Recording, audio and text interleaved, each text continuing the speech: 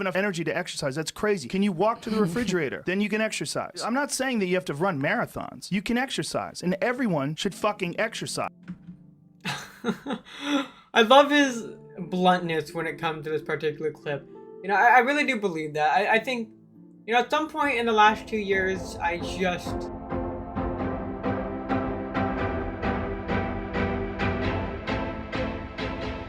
exercise. And he didn't have enough energy to exercise. That's not but true. But it didn't look that's like not true. that. That's not true. He just didn't do it. No, I don't believe that. But when you say he didn't have enough energy to exercise, did he walk around? Well, yeah, but you can to drag yourself through things. And you can drag yourself through an exercise routine. You can. Oh, you most certainly can. You most certainly can. You don't have to do a lot. You just have to do something. You walk up hills. You jump a little rope. You take a little tiny kettlebell. You do a couple cleans and presses. You do a few push-ups. You do a few sit-ups. You get your blood pumping. You're moving. You're alive. You're exercising. To say you don't have enough energy to exercise, that's crazy. Can you walk to the refrigerator? Then you can exercise. I'm not saying that you have to run marathons. You can exercise, and everyone should fucking exercise.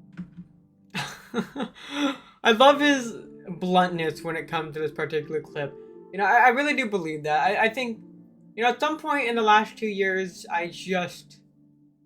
it kind of hit me that I have no reason not to exercise. Like, because when I'm not exercising, if I'm not working, I'm usually just kind of doing nothing.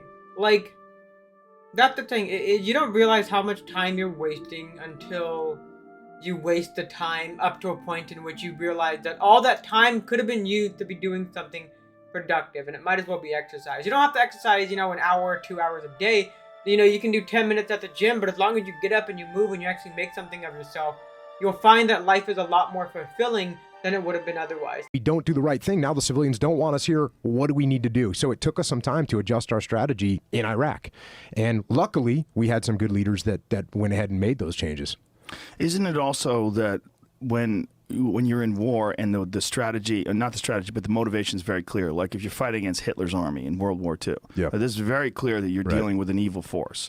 Whereas in Vietnam, it's like, wait a minute, why are we here? Like, what's going on? Yeah, communism? What's happening?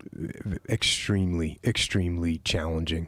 They go into a little bit about, you know, how the line between good and bad in the last 20, 40 years of warfare aren't exactly clear. Like, and it's kind of weird because it's kind of like how when you grow up, like the line between what's right and wrong isn't always clear. It's much more gray than it used to be. When you were a kid, you typically knew what was right and wrong because you weren't put in situations where you had to make that complex of decisions. But then you get older and like your decisions become a bit more, you know, gray, a bit more colorful where, okay, I could pursue this thing, but that comes at the cost of this, this, and this, or if I do this, it would take time away from this, and it's like, you know, it's not always winning, so it's, you know, what's the lesser of the two? So, like, and that's similar to how, you know, what war is in modern times. Today, we're moving in a general direction of a much more positive culture. Right, and but it doesn't feel like that. Does to me. To me, it does too. Racism is negative. We both agree, right? Right, 100%. But it can't be depleted. But don't you think it can be shunned out of society slowly but surely if people realize there's repercussions for racism? Repercussions, but then you're operating from a fear. That doesn't mean that you're not racist because you're afraid to say it. No, but people realize that, you know, it hurts people's feelings. It causes all sorts of issues. And human beings. You know, what's interesting about what Joe just said there is that, like, racism will slowly weed itself out of society because it'll be shamed over the course of a period of time. I actually kind of have somewhat of a similar theory in my own head that, like, you know, because racism isn't as, you know, out there as it used to be, like, let's say in the 60s and 70s and 50s. And don't get me wrong, there's a lot of, like, internal racism that people have. But whether that comes from a place of satire or a place of malice is very, very hard to determine. So, you know, there's always that to consider.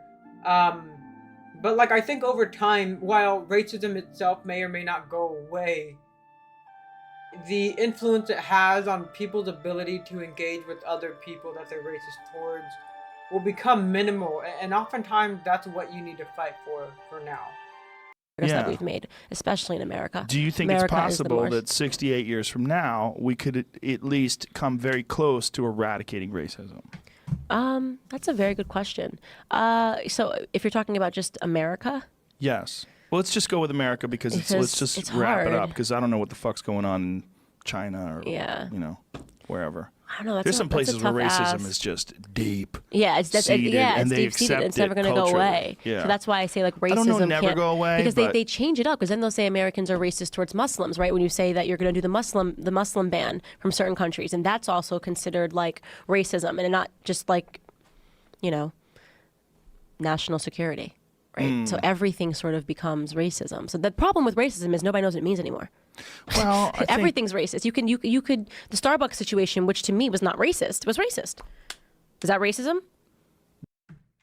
So I don't know what she's referring to there. Like my opinion on where we stand in race in America today, like I said before, we come a long way. We have a long ways to go.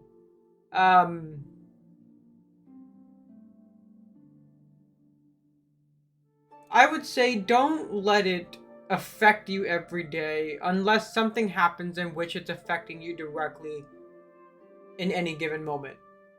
But if someone's directly racist to you, like yes, you've experienced racism. But what I can say is don't get too caught up in it. Don't let it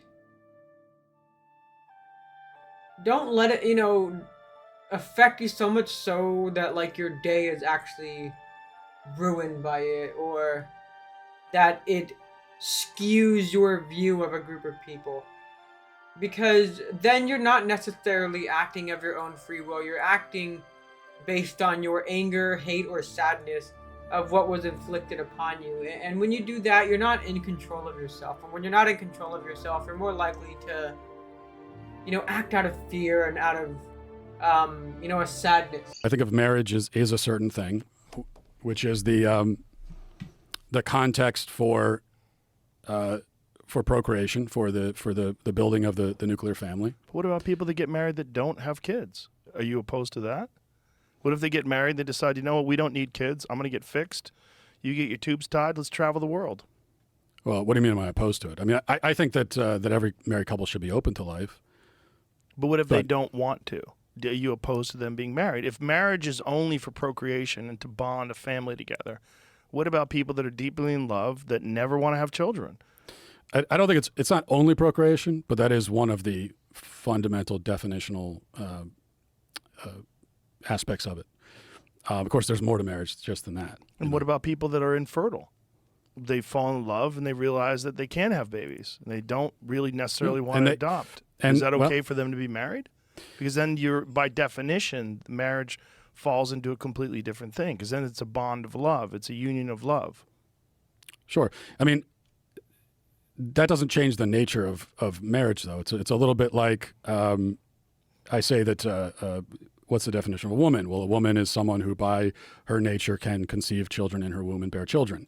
And then the response is always, well, what about women who are infertile? Does that destroy your definition of woman? And it doesn't, because it's still a woman's nature to bear children. Not every woman will, and there will be disease and infertility and old age and all these things that will preclude that. But it's still of her nature to do so. And I would say the same thing for marriage. I mean, it is natural in a marriage for procreation to occur. It's not always going to happen in reality, though. But that's still one of the natural functions of marriage.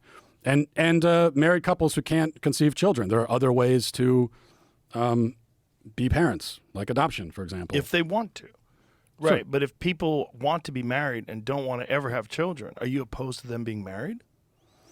Well, I wouldn't advocate a law that would prevent it. But would it change the definition of what their marriage is to you because they don't want to have a family? They just want to have a loving bond?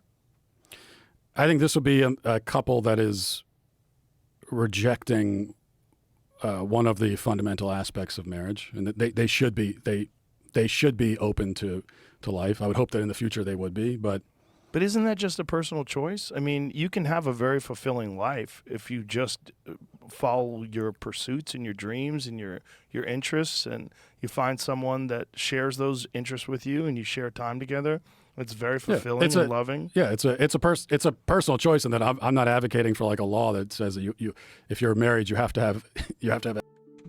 So what's interesting is this is like a mix of a cultural problem and an individual problem, because it used to be that you get married to have kids, and that was one of the duties of marriage. And specifically, like, marriage was mostly a religious thing for the longest time. It wasn't until really recently that the government started getting involved with the concept of marriage. My guess is because they wanted to, cash in on it to some extent.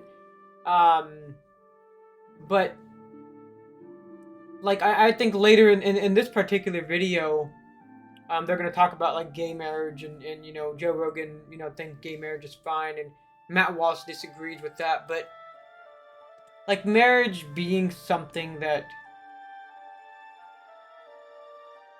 you just do casually is very, very recent. And it'll be interesting to see just how it affects, the longevity of marriage. Because, I mean, as we, go through, these last couple of decades, you'll see that marriage rates have kind of divorce rates have gone up. Marriage rates, I believe, have gone down because we have taken too much of a casual approach to relationships. And so I think one of the, I want to say flaws. The flaws in Joe Rogan's logic is that because there's been allowed room for a casual approach to marriage, that is part of the reason why divorce rates have gone up. Right? Because when you take something that used to be a very serious and dutiful element of society and you try and make it casual, people aren't going to take it as seriously, and they won't see it as a duty as much of kind of a casual choice to make. Like, I heard a quote that, people don't want marriages, they want weddings now. I don't see any economic benefit of legally getting married. Like, if you're religious and that's within your religious values, that's a completely different thing. Like, I think that, within that realm, I'm sure, having kids is a responsibility of being married. In certain religions, I'm not an expert in that, but like, when it comes to the legal, government-involved side of it, it's a little weird, and my opinion on it isn't entirely developed. But I will say this, if you're married for religious reasons, like you see it as kind of a duty, then just follow the criteria of whatever your religious beliefs take you. So I don't think that the casualness of marriage should be as promoted as it is. How are you doing today, friends? I hope you like today's reaction video. One of the things that I really appreciate about Joe Rogan's approach to how he runs his podcast is he's very open to bringing basically anybody. He will bring anyone from, on the left side of politics, on the right side of politics, whatever it is, he's willing to talk with them. And I think that's a very important quality to have, especially in today's kind of culture war between progressivism and traditionalism. But the main thing I want to talk about, especially when it comes to how we live within the Better Happens Daily philosophy, is the notion that better is intentional. Better is in what you do and in how you do it. And one of the things Joe Rogan is very skilled at is he's very much able to maintain a conversation, not just through how he talks, but from the questions he asks. And if we want to live better lives and have better relationships with people, whether they're strangers, whether they're people that we know, people that are our family, friends, whatever it is, when you ask questions that progress a conversation forward, you are seeking to understand where the person is coming from, despite his differences and opinions for some of the people that he interviews. Like, I know some hot button individuals that he interviewed, especially in this video, like Candace Owens, Matt Walsh, very much controversial figures, but he's so open-minded enough to understand that, like, there's a reason they have these beliefs. There's a reason that the philosophy that guides these people's lives keeps them going. And what he does is he does a good job at trying to figure it out, even if the other person doesn't respond in a way that's kind of clear. And I think we saw that especially in the Matt Walsh video, when he wasn't entirely clear on what he was defining, but I think he's a very centered, a very based individual to go to when it comes to politics or the cultural issues that surround our society today, societal issues, or just crazy conspiracy theories.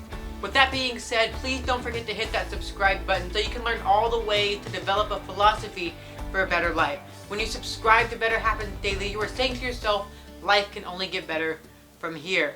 Now remember, be intentional, not just in what you do, but how you do it. Now get out there and make better happen daily.